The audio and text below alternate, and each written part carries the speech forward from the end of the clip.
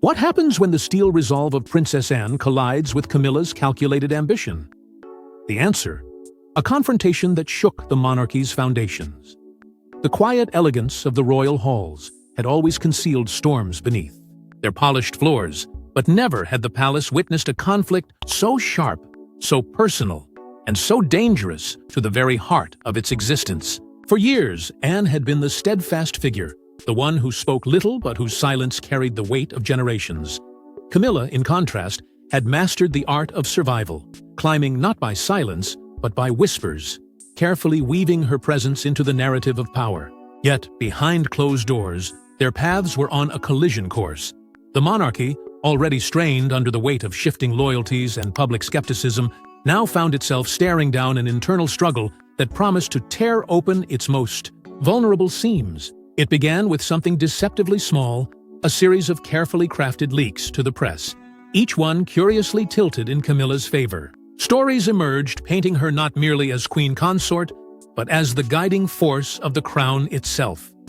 Narratives softened the harsher judgments of her past and amplified her image as a stabilizing figure for the monarchy. But to Anne, these stories carried the stench of manipulation. She recognized the pattern immediately as a hand guiding the press, not by accident, but by design. Where others in the family might have dismissed it as coincidence, Anne knew better. She had seen too much, lived too long within those walls, to mistake strategy for happenstance. As weeks unfolded, whispers began to circle among courtiers. Trusted staff hinted that Camilla's confidants were cultivating direct channels with sympathetic editors and columnists. Each publication seemed more carefully sculpted than the last, shaping a narrative where Camilla's presence became indispensable. This was no mere chance alignment. This was a campaign, deliberate and orchestrated, and it threatened to drown out every other voice in the royal household. Anne watched with quiet fury. She was not one to be easily provoked, nor was she a woman accustomed to rash actions. Yet, she sensed that something more sinister was unfolding. This was not just a battle for reputation. It was an attempt to seize control of the very lifeblood of the monarchy, its image. For a family that survived not by the sword, but by perception, the manipulation of its media voice was no less than treason in spirit. And as Camilla's grip tightened, Anne knew that silence would not protect the monarchy this time. But there was more. Behind those polished smiles and the ritual appearances lay a deeper unease. Advisors loyal to the late queen confided quietly in Anne, hinting that Camilla was maneuvering herself into positions of greater influence, not just in the family, but in its public machinery. There were murmurs that plans were already in place to appoint her allies to strategic palace press roles. It was a slow, creeping infiltration that threatened to go unnoticed until it was too late. Anne, however, was no stranger to storms. She had endured decades of scrutiny, withstood her own share of scandals, and carried the burden of expectation with little complaint. But she had also inherited her mother's sharp instincts and unerring ability to sense when the monarchy itself was under threat. And now, in the growing shadow of Camilla's ambition, she prepared herself. Where others hesitated, Anne would act. She would not allow the legacy of her mother to be rewritten by hidden hands and manipulated headlines. But this was only the opening shot. What Camilla tried next would send shockwaves through the royal family itself. In secret corridors and hidden rooms, Camilla laid out her master plan. Seize control of the very voice of the monarchy itself. What began as subtle whispers soon crystallized into something far more dangerous. An orchestrated blueprint designed to tighten her grip on the public image of the crown. She knew that power in the modern age was no longer guarded by locked gates or military regiments, but by the headlines that shaped hearts and minds. If she could master the press, she could master perception. And if she mastered perception, she could rewrite her place in history.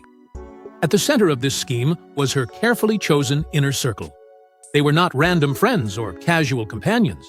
They were hand-picked loyalists, skilled in strategy, experienced in narrative manipulation, and ruthless enough to challenge even centuries of royal tradition. Together, they drafted plans to dominate the headlines, to ensure that every article, every photograph, every carefully chosen word cast Camilla as indispensable to the monarchy. No longer would she linger in Diana's shadow, No longer would she be the second chapter in Charles's story.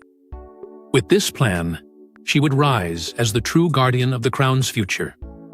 But one obstacle haunted her at every turn: the ghost of Diana.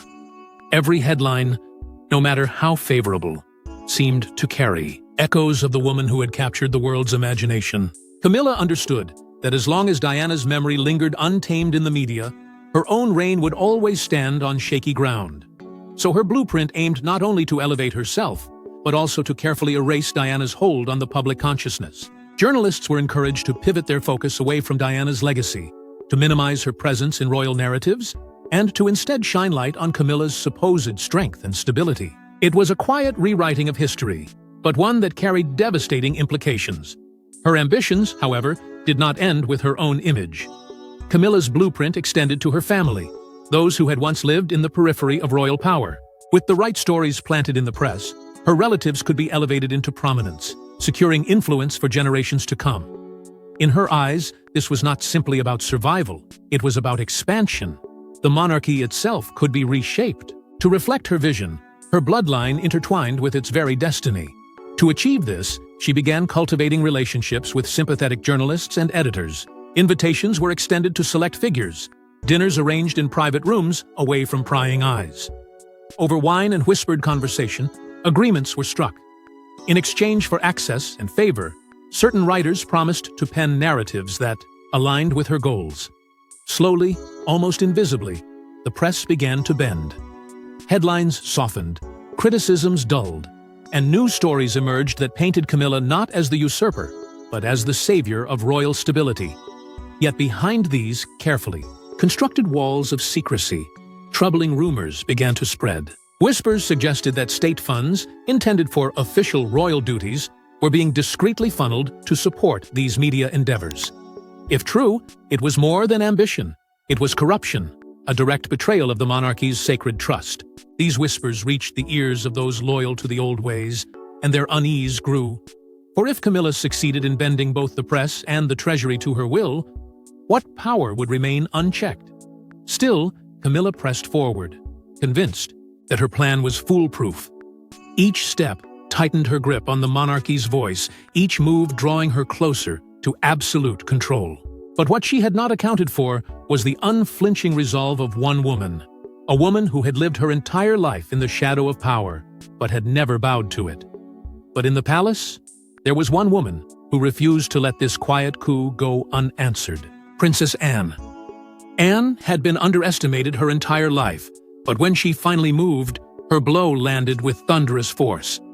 For years, she had carried herself with a quiet resilience, overshadowed by louder figures in the monarchy, yet unbroken in her sense of duty. But when whispers reached her of Camilla's secret maneuvers, of plots to bend the royal voice to one woman's ambition, something inside her ignited. Shock came first, sharp and piercing, but it was quickly consumed by resolve. Anne knew she could not sit idle while the monarchy's integrity was bartered away behind closed doors. Discreet sources brought her the truth, piece by piece. A loyal aide handed her a document that hinted at suspicious payments, a friend in the press whispered about promises made at quiet dinners, and a trusted member of the household confided that Camilla's allies were already reshaping the palace press office. It was no longer a rumor, it was a calculated assault on the truth, one that Anne understood would not just stain the crown, but fracture the very bond between the monarchy and its people. To Anne, this betrayal was subtle, veiled, but as poisonous as any dagger. She acted, in silence, but with the precision of a soldier. Behind the grandeur of palace walls, Anne gathered her confidants. These were men and women who had stood by her for decades, whose loyalty to the monarchy was beyond question. Together they pored over evidence, mapping out the scope of Camilla's blueprint, uncovering just how far her influence reached. Anne's shock hardened into determination, and her determination into action. She would not allow Camilla to steal the crown's voice, nor would she permit lies to drown out the truth her mother had safeguarded all her life.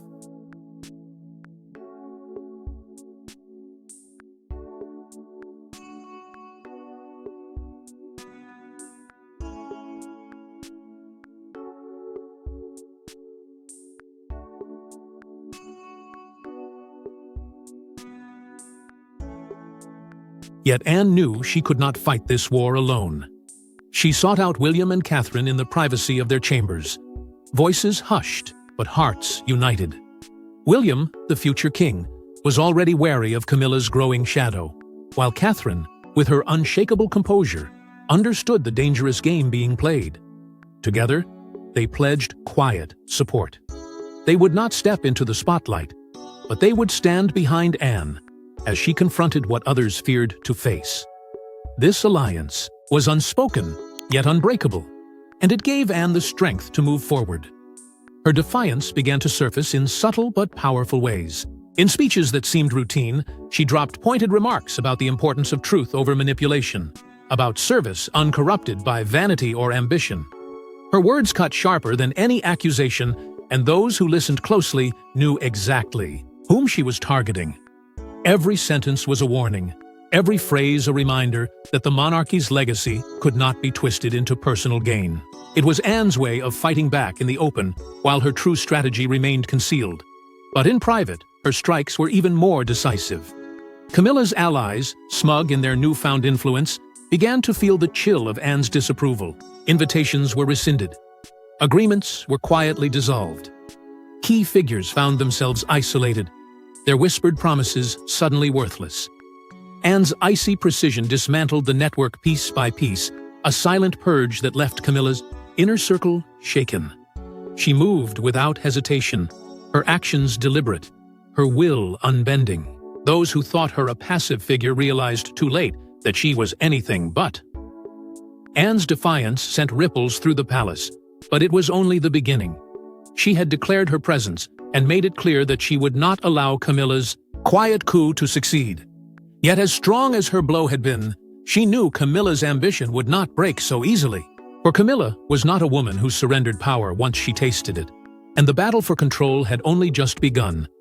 But Camilla wasn't about to surrender the war, for the monarchy's voice had only begun. The palace press office became a battlefield, every headline a weapon, every silence a scar. What should have been a place of measured words and careful strategy was transformed into an arena of clashing wills, with Camilla pushing forward in her campaign to seize control and Anne refusing to let the crown's voice be stolen. The battle was not fought with shouts in public squares or declarations to Parliament, but with quiet reshuffles, whispered instructions, and decisions about who would and would not hold the pen that shaped the monarchy's story. Camilla's first move was bold. She sought to replace long-serving officials who had faithfully served the crown for decades, figures whose loyalty was tied not to her, but to the memory of the late queen. She called them outdated, ineffective, unable to adapt to the modern media landscape. Yet, to those who understood her ambition, it was clear this was no reform. It was a purge. Each removal opened a door for one of her loyalists, each dismissal weakening the traditional voice of the monarchy and tightening her grip over its message. Anne, however, was watching. She knew the danger of allowing Camilla's appointments to take root. Once the press office was populated by her allies, the narrative of the monarchy itself could be bent beyond recognition. With calculated precision, Anne stepped in. She rallied allies behind the scenes, pressed her case in private meetings, and applied the quiet weight of her authority. Time and again, she intervened to halt appointments, sometimes successfully, sometimes only delaying the inevitable. To Camilla, this interference was infuriating. To Anne, it was the only way to prevent the erosion of everything her mother had built. The boardrooms of the palace, usually staid and measured, became charged with tension. Heated confrontations erupted between Anne and Camilla's supporters, their voices rising as accusations of betrayal and overreach flew across polished tables. Advisors who once operated in harmony now found themselves forced to choose sides. Every meeting carried the sharp edge of confrontation. Every decision weighed not just for its practicality, but for its political consequence. The battle, however, could not be contained within palace walls. Soon it spilled into the tabloids, those ever-hungry beasts ready to feast on any sign of division. Stories appeared hinting at power struggles between the queen consort and the princess royal.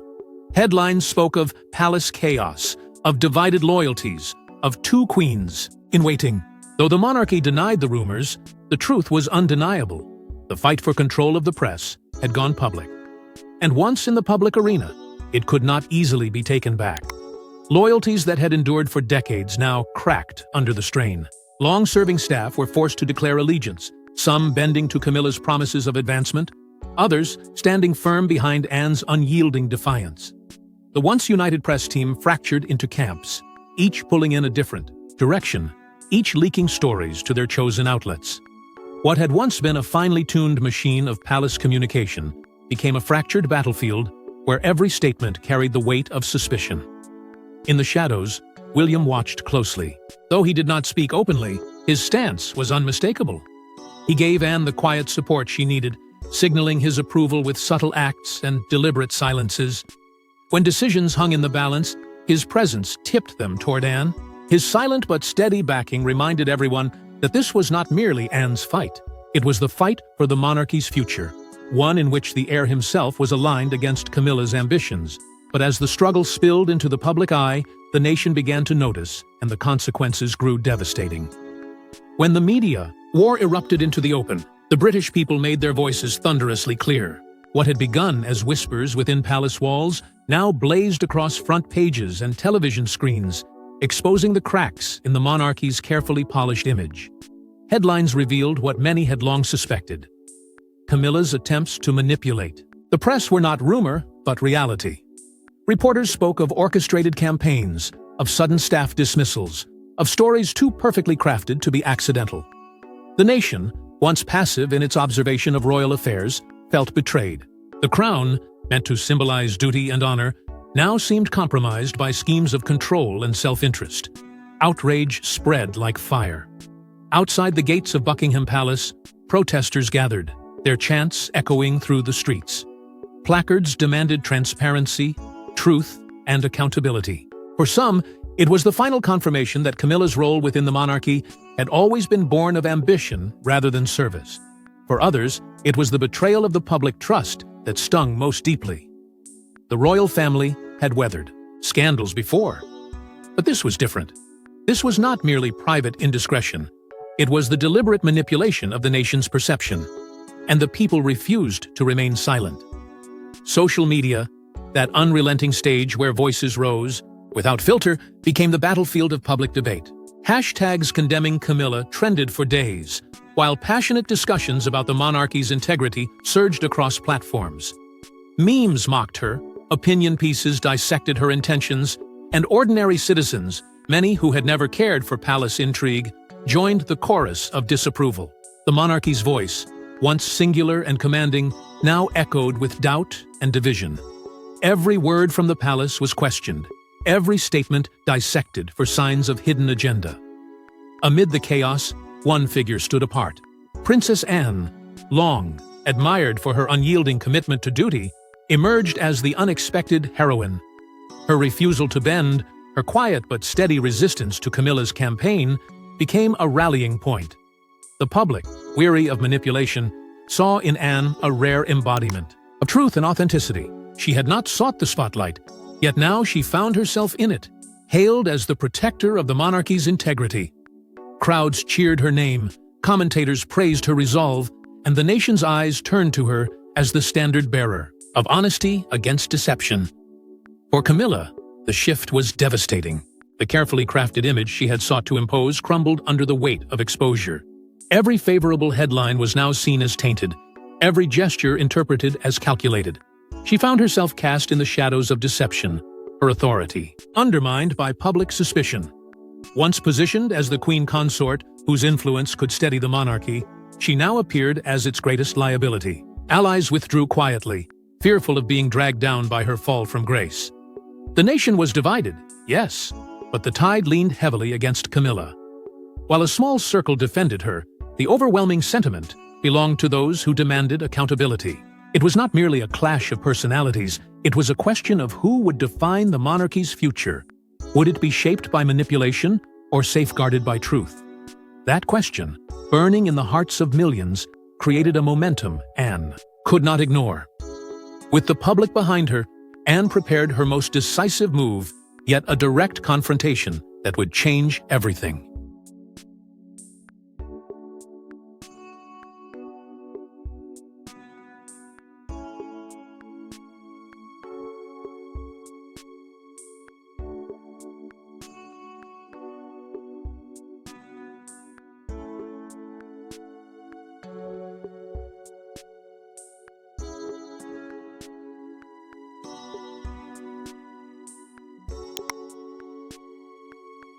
Behind closed doors, with voices raised and tempers flaring, Anne and Camilla faced each other in a showdown that would echo for generations.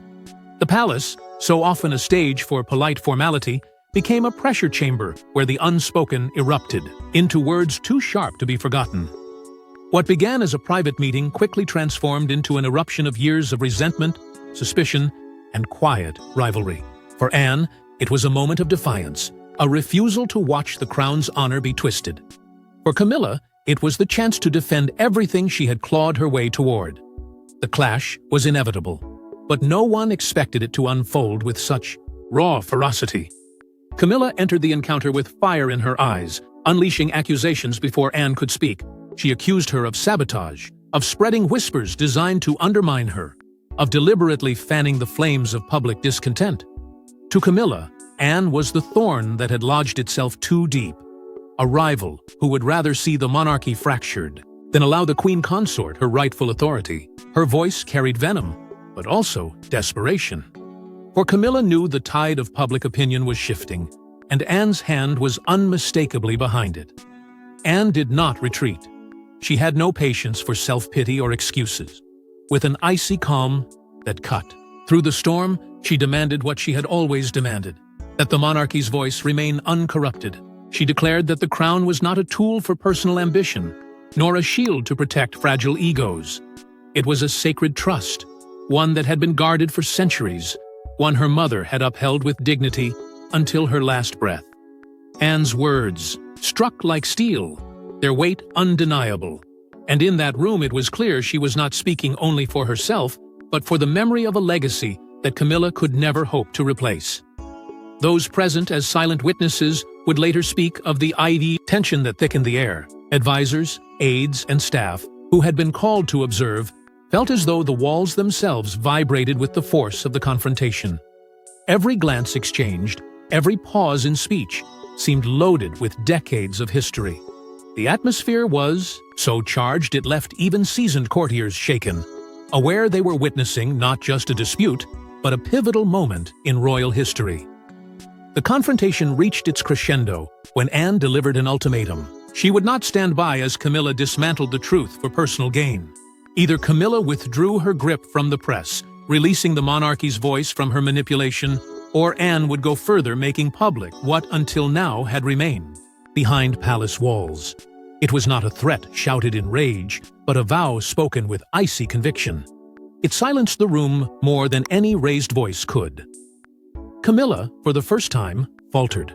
Her sharp retorts fell away, leaving only silence. CB. Realization that she had been cornered, that her schemes were unraveling under Anne's unwavering defiance, became evident in her hesitation. For once, power did not sit with her. It lingered with Anne, who stood firm, unshaken, and uncompromising. But while Anne had won the room, the true victory would be determined in the king's chambers. For Charles, the war between his wife and his sister was no longer abstract. It threatened to consume his reign itself. The king had spent his life balancing contradictions, walking the fragile line between tradition and change, love and duty. But never before had the stakes been so personal. On one side stood Camilla, the woman for whom he had sacrificed reputation and endured decades of public scorn. On the other was Anne, the sister who had been his silent ally through storms, the daughter who had mirrored their mother's relentless sense of service. To choose between them was to choose between two parts of his very soul, and whichever path he walked, the monarchy itself trembled beneath him. Inside the palace, debates raged among his closest advisors. Reputation, they warned, was a fragile thing, and the press war already showed signs of damaging the institution's standing. Every headline carried risk. Every rumor grew into wildfire. Some pressed Charles to grant Camilla the control she sought, to let her stabilize the message and bring unity through her influence. Others counseled caution, urging him to remember the foundation on which the monarchy stood: trust, integrity, and the legacy of Elizabeth II. These voices grew louder, colliding in heated meetings that left Charles more torn than ever. Behind the walls of duty, however, was the man himself, conflicted, anguished, and weary of a battle he had not sought. At night, those closest to him described a monarch weighed down by sorrow, He was a husband desperate to shield the woman he loved from humiliation, but also a brother who could not dismiss the unflinching truth Anne hurled at him with every word. He knew her accusations were not born of jealousy, but of loyalty to the crown. And that knowledge burned. Anne did not let her brother forget their mother's legacy. In conversations filled with quiet intensity, she reminded him of Elizabeth's unyielding standard that the monarchy was never meant to serve the whims of individuals, but to stand as a beacon for the nation. She spoke of their mother's sacrifices, the dignity she preserved even in silence, and the weight of betraying that inheritance for short-term comfort. Her words cut deeper than any headline could, for they carried the echo of their mother's voice, one Charles could never ignore. But Camilla fought back with equal fervor. In moments raw with emotion, she pleaded with Charles for trust, for loyalty, for the chance to prove that her way could shield them from further scandal. She reminded him of the years she had endured by his side, the sacrifices she had made, the pain of being painted as the villain. Now, when the crown was finally hers to share, she would not allow her influence to be stripped away by those who never wanted her there. Her pleas were not just for power, but for survival, for validation of a lifetime spent in the shadows. Charles stood between them, torn as a man and as a king. Every choice seemed to betray someone he loved. Every hesitation dragged him deeper, into despair. Yet the world waited, and indecision was no longer an option. The monarchy demanded an answer. The family demanded a resolution, and Charles alone held the power to decide which voice would shape the crown's future. And when that choice came, it would send ripples across every corner of the monarchy. The day Charles spoke, the palace shook not with cheers, but with the echo of Camilla's defeat. For weeks he had been pressed on all sides, torn between loyalty and legacy, love and duty. But now there was no turning back. His words, carefully chosen and delivered with the weight of a monarch, Anne's defiance did more than block Camilla. It redefined the very future of the monarchy itself. In the aftermath of the confrontation, the public hailed her as the guardian of truth, the embodiment of duty, unswayed by ambition. William and Catherine, watching closely, drew strength from her example, their own resolve sharpened by the courage she displayed. For a moment, trust in the monarchy flickered back to life, a fragile light after weeks of doubt. Camilla, however, retreated into silence, her fury hidden but unspent, plotting her next move in the shadows. To many, Anne's stand carried the unmistakable echo of Elizabeth II, an echo that reminded the nation of what honor and sacrifice once meant. Yet, beneath the calm, everyone knew this was no final victory. It was only the prelude, a warning that within the monarchy, peace is fleeting, and the next war is never far away. For in the monarchy, victories are never final. They are only the beginning of another battle yet to come. Thanks for watching. Don't forget to like and subscribe, and we will see you in the next one.